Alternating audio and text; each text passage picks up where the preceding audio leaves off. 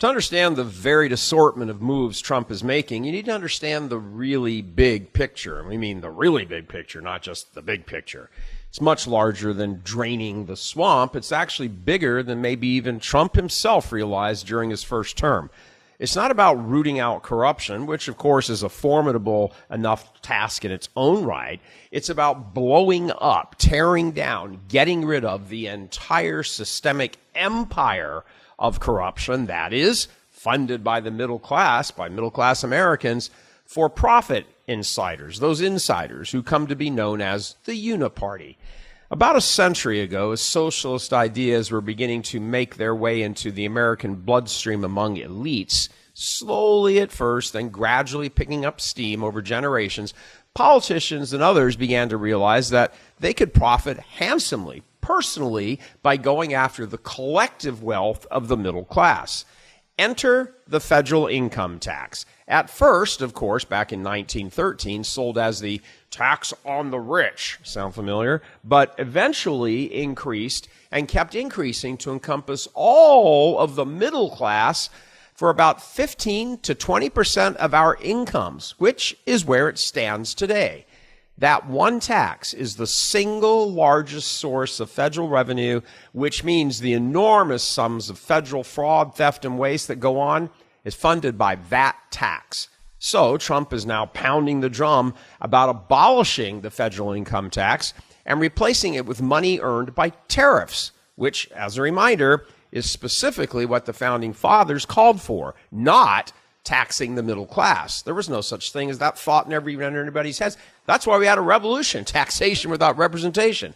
It's true that the amount of money from income tax would not be completely replaced by tariff money, but that's the point.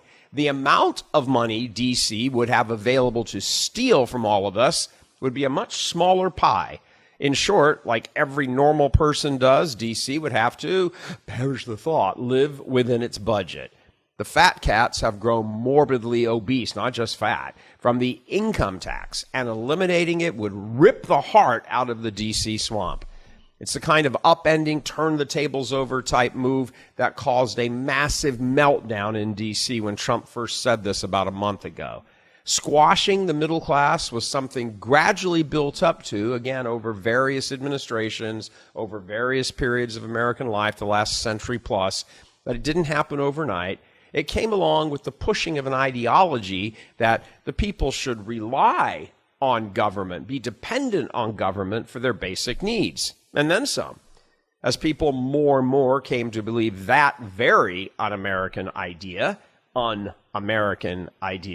they have more and more tolerated the notion of just forking over more and more of their money to D.C. to take care of them.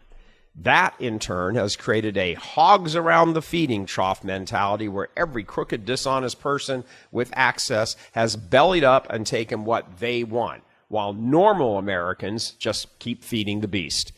There's no way to bring an end to this without blowing up the trough, turning it over and making it much more difficult to steal from the little guy.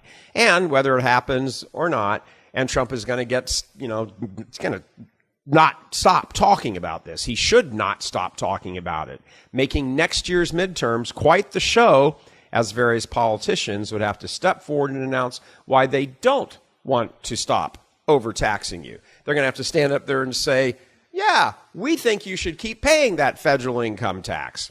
That's probably not a good look with voters.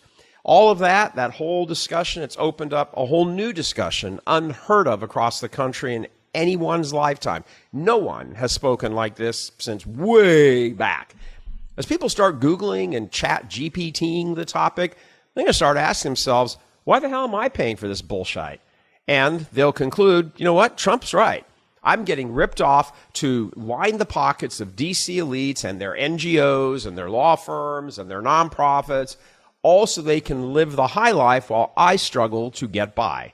And all of this is opening up even further discussion and now action about other taxes like property taxes, even after your mortgage is paid off, and the other 70 taxes the average American pays. When Jesus said, render unto Caesar, he was not supporting a system of injustice. He's the son of justice, at least not in a democratic republic where citizens supposedly have the say. Caesar was an emperor. D.C. is not. After more than a century, the time has come to abolish the federal income tax and cut off elites from legalized theft of our money.